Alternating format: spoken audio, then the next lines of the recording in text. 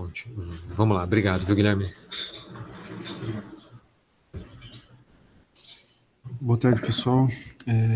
Bom, sou Guilherme, R3 Intensiva. A gente vai falar um pouquinho sobre essa corte dinamarquesa, que avaliou pacientes com injúria neurológica aguda e tentou entender como é que o delírio influencia na função cognitiva e na qualidade de vida desses pacientes. O racional do estudo é que a gente sabe que os pacientes que internam na UTI certamente vão ter algum impacto sobre a cognição e certamente algum impacto sobre a qualidade de vida. Pode ser que esses danos que eles tenham sejam só transitórios e que melhorem até antes do paciente sair da internação, mas numa grande parcela dos doentes, isso pode ser persistente ou bastante duradouro. E essas alterações cognitivas, elas em muitas situações ressignificam a vida do paciente. A alteração cognitiva pode ser uma consequência da lesão primária que sofreu o sistema nervoso central ou com uma consequência de qualquer intervenção que a gente faça e de qualquer intercorrência que o paciente tem. E o delírio é apontado em alguns estudos prévios como um fator importante associado a essas alterações e, em especial, o delírio que persiste por alguns dias durante a estadia do paciente na UTI. Então, a pergunta do estudo foi exatamente essa. Nos pacientes que têm uma lesão aguda do sistema nervoso central e que têm um quadro de delírio, se esse delírio tem alguma associação, se a duração desse delírio tem alguma associação com a ocorrência de disfunção cognitiva e algum impacto sobre a qualidade de vida dos pacientes um ano após a entrada do paciente na UTI. É um estudo observacional, é uma corte dinamarquesa, e os autores deixam claro que a função do estudo é descrever os achados que eles tiveram no acompanhamento dos seus pacientes e gerar algumas hipóteses que depois deverão ser estudadas com um pouco mais de profundidade. O estudo foi realizado no Hospital Universitário da Dinamarca, em Copenhague. É um hospital terciário que atende pacientes traumatizados, é um nível 1 em atendimento de trauma, e tem uma cobertura de 2,6 milhões de pessoas, uma área ampla de atendimento. E essa unidade, especificamente, é uma unidade dedicada aos pacientes neurológicos, com 17 leitos. Então, a população estudada foi exatamente o paciente que tem essa lesão aguda, que é admitido nessa UTI especializada em neurocrítico. Ele precisa ter ficado pelo menos 48 horas dentro da UTI e não podia ter nenhuma história prévia de qualquer distúrbio cognitivo. Eles incluíram pacientes entre agosto de 2015 e junho de 2016. Inicialmente, eles conseguiram incluir 94 pacientes. Desses, 47 conseguiram ser reavaliados um ano depois. E eles eram avaliados durante a internação ativamente para delírio e um ano após eram entrevistados e faziam 2 questionários, um sobre qualidade de vida e um para avaliar a cognição nessa sequência. Só falar algumas definições para a gente poder entender o que é que o estudo reporta. Ele considerou, ele dividiu a lesão neurológica em leve, moderada e grave, de acordo com Glasgow, com todas as críticas que a gente possa ter, porque não eram só trauma, mas de qualquer maneira eles consideraram como leve o Glasgow 13 a 15 e a moderada grave qualquer coisa abaixo ou igual a 12. Eles acabaram juntando os dois grupos, a moderada e grave, porque o número de pacientes na categoria de moderado era pequeno. Esse Glasgow era avaliado quando o paciente chegava na emergência ou quando ele já estava na UTI, sem sedação, em até 48 horas do ictus da doença ou do trauma. O delírio ele foi avaliado com o ICDSC. Eles estimaram que a acurácia em identificar esse quadro de delírio por esse método era de 82%, e eles avaliavam todos esses níveis. Então, alteração de consciência, desatenção, desorientação, alucinação, qualquer agitação ou hipoatividade, alteração de fala e humor, distúrbio de ciclo-sono e flutuação dos sintomas ao longo do dia. É importante ressaltar que essas avaliações eram em grande parte feitas pela equipe de enfermagem e eles avaliavam 2 a 3 vezes por dia esses pacientes em busca de delírio, né? Talvez um número bem maior do que a gente costume pesquisar. E a cognição foi avaliado com essa escala, o R-BANS. Eles avaliam a função mental global e, em seguida, esses outros 5 domínios, né? Memória imediata e a capacidade de recuperação de informações, função visual e espacial, linguagem e atenção. Eles consideram como um score normal o score de 100 e considerando um desvio padrão de mais ou menos 15. E toda alteração cognitiva leve é aquela com score menor que 85 e pelo menos um domínio afetado, desses 5 que eu falei, e qualquer valor abaixo de 78 é considerado como uma alteração cognitiva moderada ou severa. E a qualidade de vida foi avaliado com essa escala, com EQ 5D5L, que tem dois componentes. Eles avaliam o estado geral de saúde por uma escala visual, o paciente deve dar uma nota para o seu estado de saúde atual, e com algumas questões objetivas, 5 domínios: mobilidade, autocuidado, atividade básica, dor e desconforto e ansiedade e depressão. Então, aqui à direita a gente consegue ver a escala visual, ela é apresentada ao paciente. Essa é uma adaptação para o português em Portugal, acho que dá para a gente usar aqui. Então, o paciente é apresentado a escala e ele deve dar uma nota de 0 a 100 para o seu estado de saúde atual, sendo que 0 é o pior estado de saúde imaginável e 100 o melhor. E a escala, o índice, enfim, essa escala objetiva com essas questões. Bom, a intenção dos pesquisadores era avaliar como desfecho primário a associação entre o delírio e a cognição e qualidade de vida dos pacientes 1 ano depois da internação. Mas eles avaliaram também alguns desfechos secundários que são bastante relevantes. Primeiro, a prevalência e o grau de disfunção cognitiva que eles encontraram nos pacientes que eles conseguiram reavaliar. Qual era a qualidade de vida média, média e a mediana desses pacientes, como é que era a qualidade de vida dessa amostra em relação à população dinamarquesa de modo geral. E eles publicaram também a avaliação de cada um dos domínios, que permite a gente entender se, de alguma forma, um domínio é mais ou menos afetado do que o outro. E eles também tiveram atenção de comparar os pacientes que tinham uma lesão neurológica leve em relação aos que tiveram moderada a grave e tentar entender se, de alguma forma, essa gravidade inicial tinha algum impacto nos desfechos de cognição e qualidade de vida. Em relação à análise estatística, de modo geral, não tem nada de grande.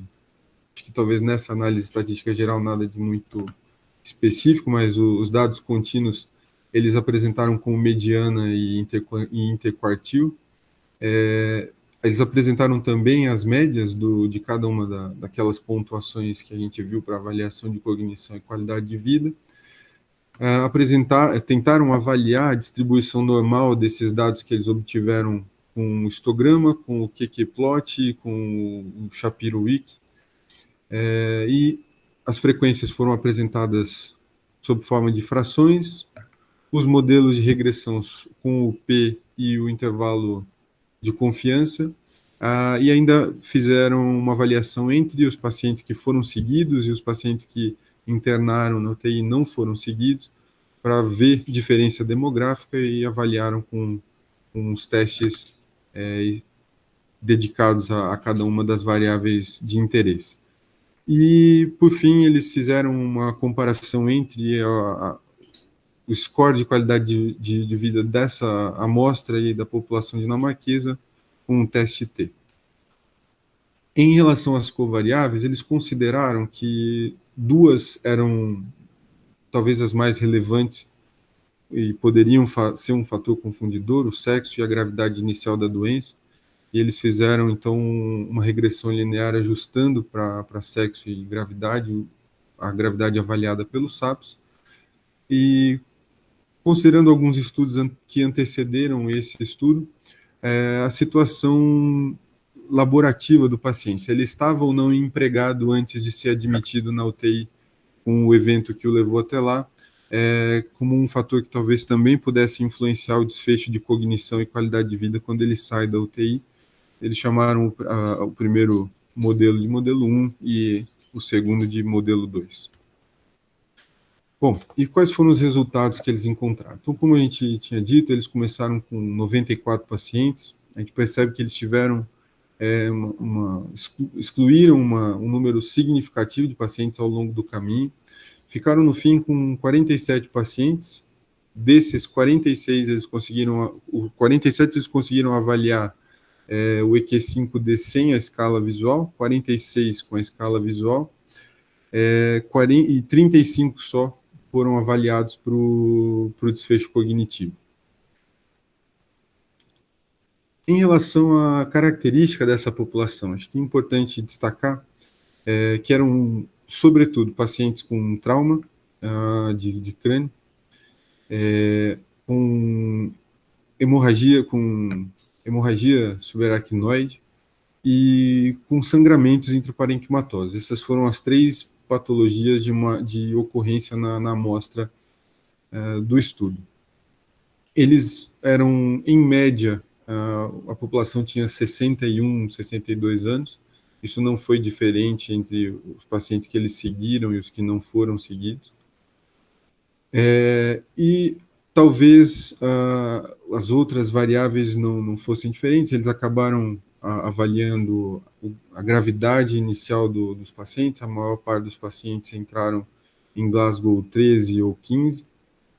Tinham SAPs a mediana de 33, 42, entre esses 2 grupos. E a duração de coma tendeu a ser um pouco maior nos pacientes que não foram seguidos, mas sem que isso tivesse algum impacto de significância estatística. Em relação ao delírio e a influência que o delírio tem sobre os desfechos avaliados, eles não encontraram nenhuma associação estatisticamente significante entre o quanto o delírio durou e um pior desfecho cognitivo ou uma pior qualidade de vida. Alguns estudos que antecederam esse que a gente está discutindo falavam sobre essa possível associação, mas eles já tinham um resultado semelhante em uma outra corte dinamarquesa de 2018, também apontava para não existência dessa associação. Ajustando para aquelas covariáveis, mesmo assim a gente não teve nenhuma associação significante. Em relação aos desfechos secundários, acho que vale a pena a gente falar sobre a disfunção cognitiva. Eu vou colar aqui, vocês me desculpem. Mas em relação à função cognitiva, como a gente vê aqui, eles tiveram uma mediana do R-BANS de 79. Para vocês terem uma ideia, o valor, enfim, a gente tinha falado que o valor normal era algo em torno de 100. Isso de modo geral, essa amostra ficou 1,6 desvio padrão abaixo do que é a população dinamarquesa, uma coisa bastante significativa. Apesar da gente, enfim, esse quadro todo que os pacientes passaram teve bastante impacto na cognição um ano depois deles terem entrado na UTI. É verdade que a amostra foi bastante variável, tem pacientes que tinham uma pontuação de 40, outros pacientes que tinham uma pontuação normal de 120, 130, mas, de modo geral, eles ficaram em todas as dimensões abaixo do que seria o esperado para um paciente que não foi submetido a uma internação de UTI. Em relação à qualidade de vida, Esses pacientes eles tinham uma mediana do EQ5D na escala visual de 77, lembrando que 100 seria o melhor estado de saúde. Na população geral dinamarquesa, esse valor é de 81,6. Então, a gente tem uma redução relativa de 13%, é uma redução bastante significativa. Parece que a doença em si, a internação na UTI tiveram um impacto importante na qualidade de vida dos pacientes, depois de um ano de ocorrência da doença. E, por fim, o Index Score mediano, que é a avaliação quantitativa, ficou em 0,751, que é também um valor abaixo do que é o valor da população dinamarquesa de modo geral.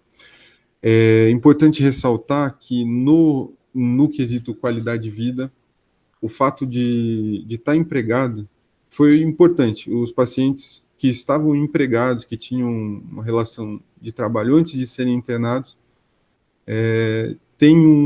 parecem ter um desfecho melhor no que diz respeito à qualidade de vida quando eles saem da UTI. É uma coisa, talvez valha a pena a gente considerar. E, por fim, uma coisa que talvez seja uma surpresa é que a gravidade inicial do quadro neurológico do paciente não teve, pelo menos não nessa amostra, diferença estatisticamente significante no que diz respeito à cognição e à qualidade de vida. Então, os pacientes que tinham um quadro leve ou que tinham moderado ou severo, de modo geral, é lógico, no quadro leve houve uma tendência a uma melhor qualidade de vida, um melhor desfecho cognitivo, mas sem significância estatística. O que a gente pode discutir desses resultados é que, nesse estudo e em alguns que o antecederam, o delírio e a duração do delírio não tiveram um impacto importante no desfecho cognitivo e na qualidade de vida dos pacientes. E, da mesma forma, não teve esse impacto a gravidade da lesão. Em relação à cognição, a gente precisa sempre lembrar que os pacientes vão sair da UTI diferente de como eles entraram, certamente com algumas dificuldades que podem impactar na vida, dependendo do que o paciente fazia antes de entrar.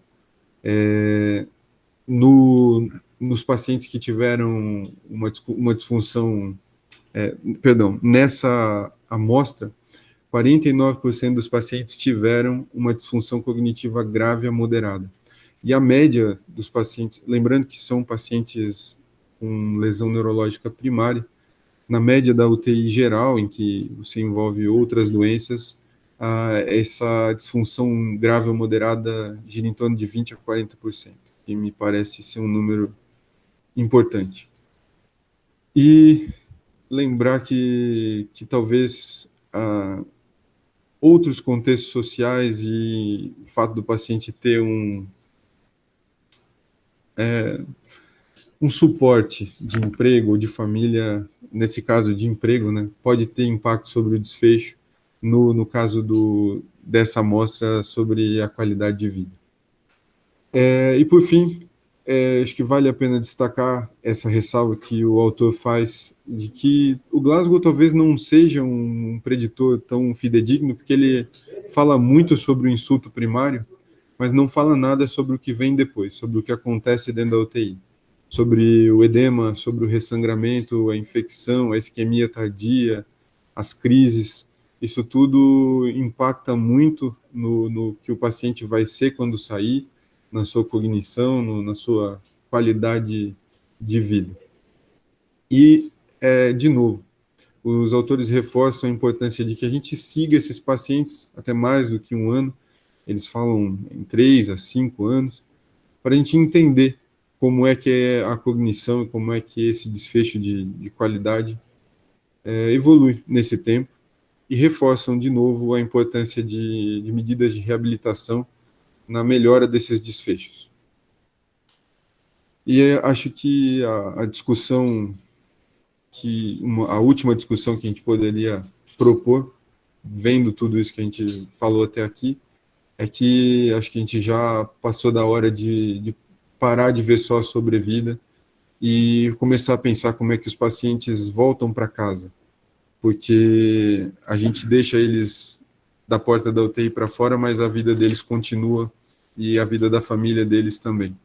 Isso tudo é muito impactante. E eu trago, só para causar polêmica, esse editorial do professor Vansan, que ele discute a importância da gente valorizar um pouco mais os estudos, não só os trials. A gente talvez não consiga, com um trial, fazer um segmento de 1 a 5 anos, mas com os observacionais bem feitos, bem elaborados, com uma estatística sólida, a gente pode obter, sim, resultados importantes que talvez reflitam de maneira mais realística o que a gente vive dentro da UTI, não de uma maneira tão artificial quanto é um RCT, e talvez possa, nos permita levar em consideração alguns outros fatores que hoje em dia, por questões técnicas, a gente acaba deixando de lado. Acho que é isso. Obrigado. Legal, Guilherme. Muito obrigado, hein? Muito bom.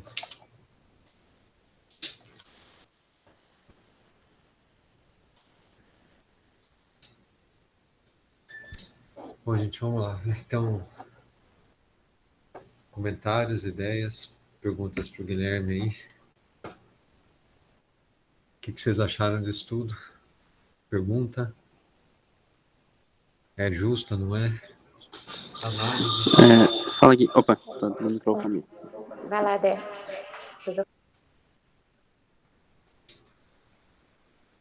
Alô, vocês estão me ouvindo? Sim, pode falar. Né? Acho que estão, né? Bom, primeiro, queria dar os parabéns aí, Gui. Foi muito legal a apresentação, cara, muito boa.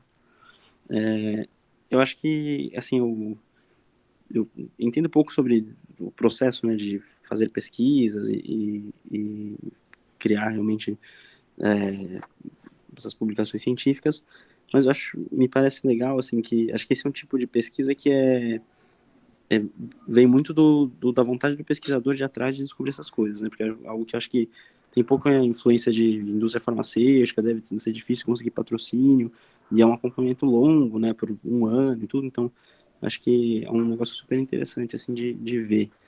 E de fato, como você falou, Gui, acho que é um desfecho legal que faz muita diferença, né, para os pacientes e para a vida mesmo do paciente que a gente está cuidando mais, às vezes, até do que desfechos médicos que a gente avalia, que a gente estava falando outro dia. Uma coisa que eu não vi, na verdade, não sei se eles chegaram até a ver isso e eu não percebi, mas que me parece que faz muita diferença no acompanhamento a longo prazo, é como que foi esse ano que os pacientes passaram fora da UTI, tipo, em termos de reabilitação, de fisioterapia, ou de até TO, não sei, alguma coisa cognitiva, estímulo nesse sentido, para reabilitação. Eles chegam a fazer alguma análise disso? Para esses pacientes que eles seguiram especificamente, não. Mas existem algumas análises que ele cita que estudaram exatamente isso. Enfim, o tipo e a intensidade da terapia nesses pacientes em reabilitação, e o sinal parece ser de que os pacientes que conseguem ser submetidos a esse tipo de tratamento têm um desfecho significativamente melhor do que os que não são submetidos. Mas nesse estudo especificamente não foi um desfecho de interesse. Legal, valeu.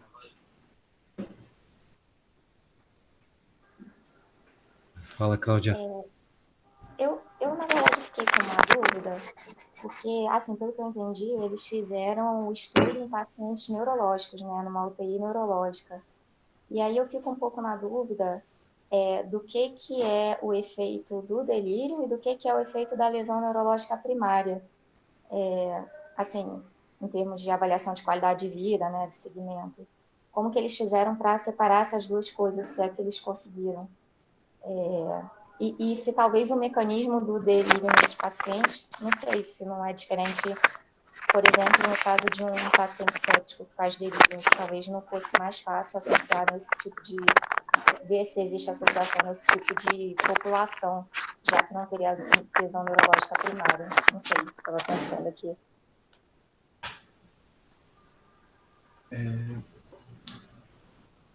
Eles não, assim, eles, acho que tentaram objetivar da melhor forma possível essa avaliação de delírio usando uma escala, mas acho que é difícil, porque quando a gente olha para a escala, a gente vê que, enfim, para a ferramenta de avaliação, a gente vê que certamente um quadro neurológico pode ter alguma influência ali no que a gente está avaliando. E eles discutem isso, eles entendem que esses pacientes neurológicos, enfim, essa gama específica que eles avaliaram, talvez tenha um desfecho neurológico pior por causa do insulto primário, mas eles não acho que talvez não tiveram a capacidade, por falta de uma ferramenta objetiva, de conseguir diferenciar o que é lesão e o que é delírio, né?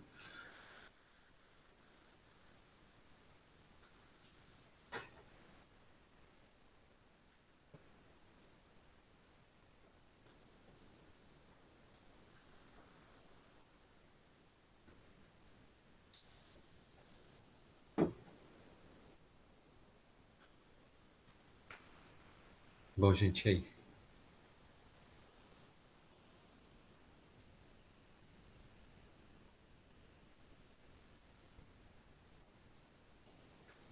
Vamos só, então, antes de focar em ideias, e a estrutura do texto? O que vocês acham de análise? Qual foi a impressão que vocês tiveram? A pergunta do estudo e aí a análise, basicamente, isso que eu estou perguntando. A pergunta é justa? É uma pergunta nova?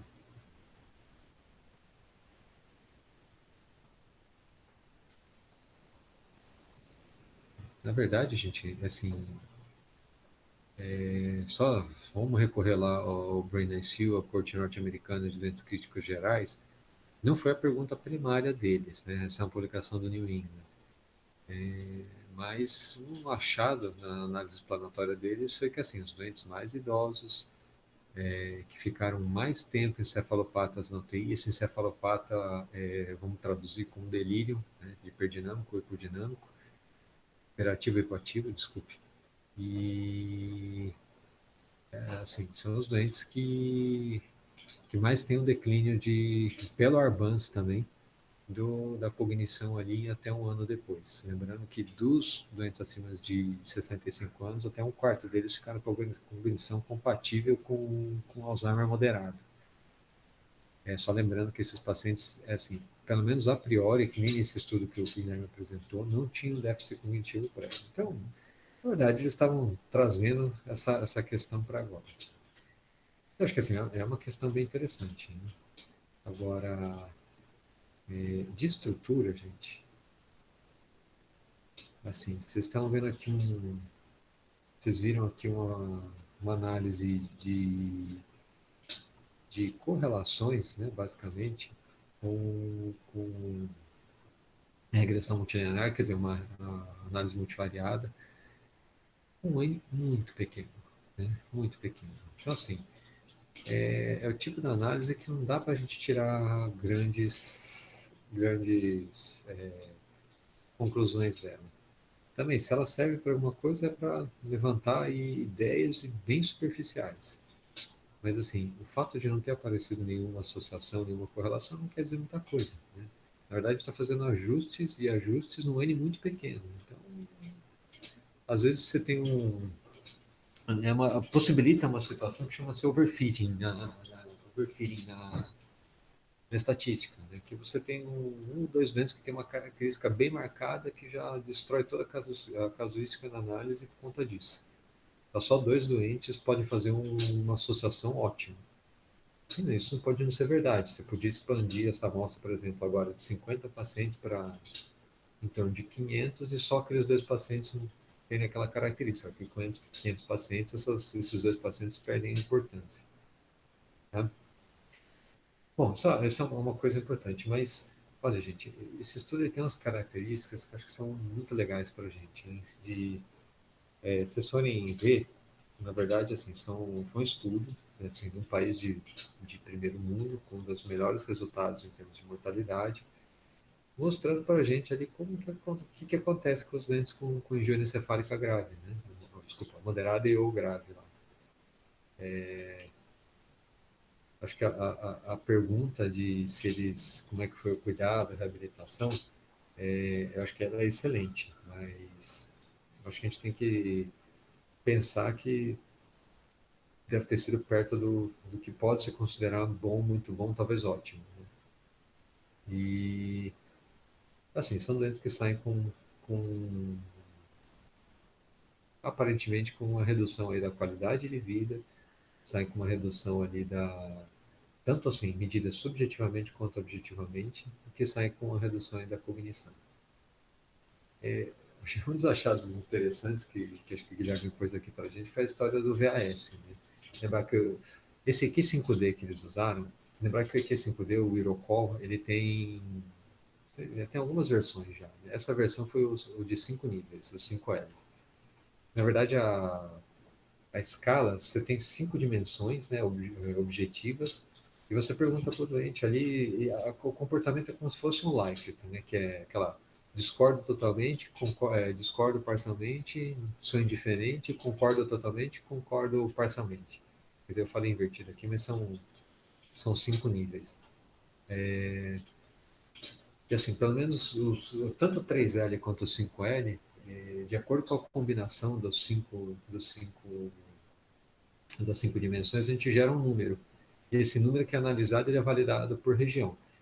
Aqui no Brasil, a gente tem até uma validação para ele, usando o EQ5D no português de Portugal. Lembrar que o EQ5D a gente tem algumas vantagens para ele. Né? O score de qualidade de vida, que é o SF36, a gente já tem em português também. Mas o EQ5D, ele foi validado para a Europa, em todas as línguas da Europa, entre eles o português de Portugal, foi validado para fazer por telefone, foi validado para se fazer com o cuidador, não com o doente.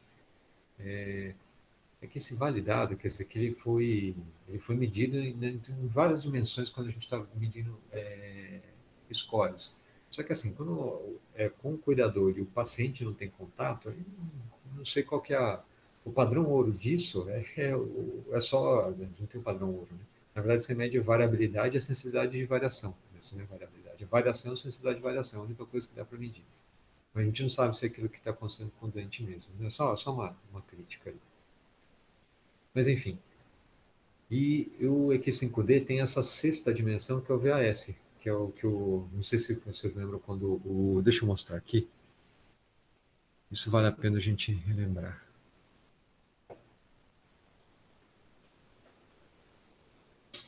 Só vou pôr no slide esse aqui, ó. Vocês estão vendo aí, gente? Deixa eu ver se a tela está compartilhada aqui assim. Vocês conseguem ver o EQ5D na tela de vocês? Opa, ninguém respondeu aqui. Ah, tá. Perfeito. Eu sei que eu já comentei com vocês, tá? Mas esse aqui é o 5D. Esse aqui 5D é o 3L. Você pode ver que cada dimensão dessas 5 aqui do canto esquerdo tem 3 níveis de resposta. O que eles usaram no estudo, que nem o Guilherme falou, foi o 5L. Então, são 5 níveis de resposta aqui para cada uma delas.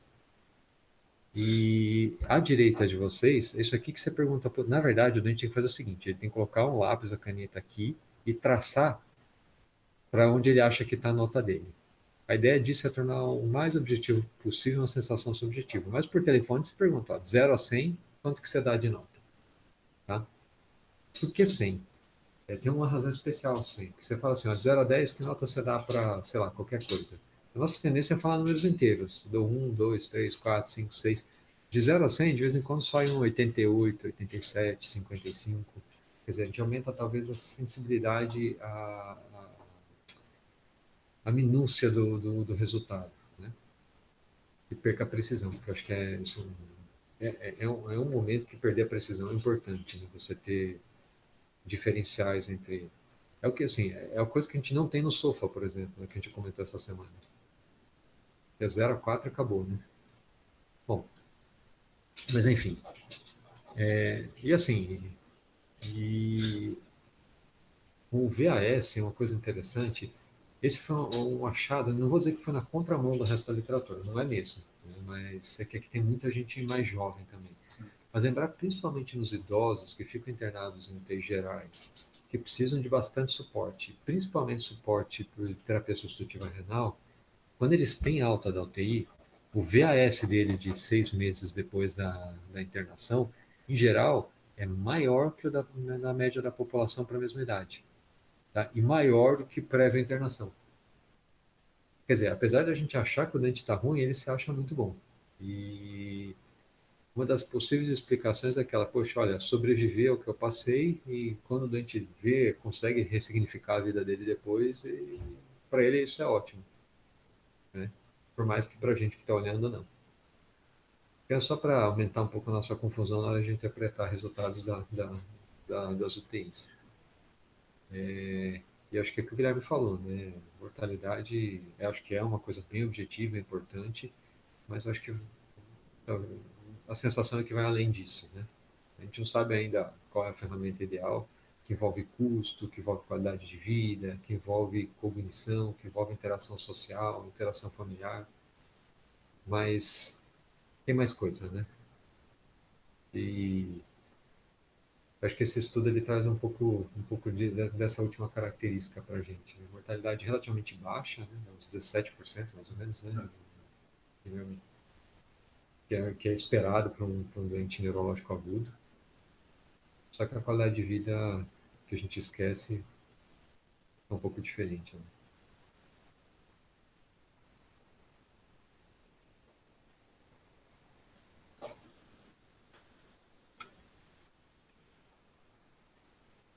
Bom, gente, só lembrar que essa não é a única corte de segmento com dentes com injúria neurológica, né? Tem a dos australianos também, que o achado é bem parecido. Eu acho que seria muito interessante de ter uma de um país em desenvolvimento, né? Tem uma nossa brasileira. Isso é uma coisa bem interessante a gente saber como é que é. E acho que essa característica até inclusive do historial do professor João Levança, assim, os estudos randomizados, acho que eles devem ser nosso guia para o dia a dia, sim. Mas tem muita coisa que a gente tem que conhecer antes de estudar, né? E os estudos, as cortes que mostram caracterizações, acho que elas são importantes nesse sentido. É o caso desse estudo, né? Tá bom. Bom, gente, ó, alguém tem alguma colocação a mais aí?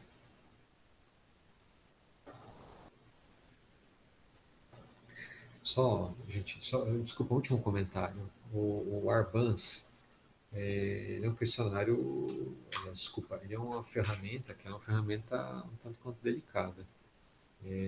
A priori, você tem que ter um preparo para aplicar a ferramenta, né? E só para dizer assim, que é algo rebuscado, né? É algo rebuscado, não é uma coisa simples, não. Parece que é só ir lá e perguntar, mas não é. Não. Mesmo que 5D, assim, se vocês tiverem curiosidade, vocês podem procurar na internet, tem um site do Eurocall, tem as instruções de como usar, que ele é aberto ao público, né? E é bem interessante de dar uma lida. Um momento que vocês estiverem mais tranquilos, estiverem curiosos para saber alguma coisa nesse sentido, vão procurar lá no Google, que acho que vale a pena, viu? Tá bom?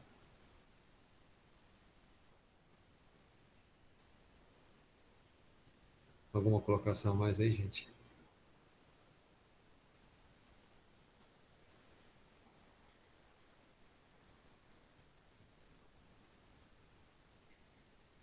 Bom, então, vamos almoçar, bom apetite para vocês aí. Boa tarde, tá? Tchau, tchau.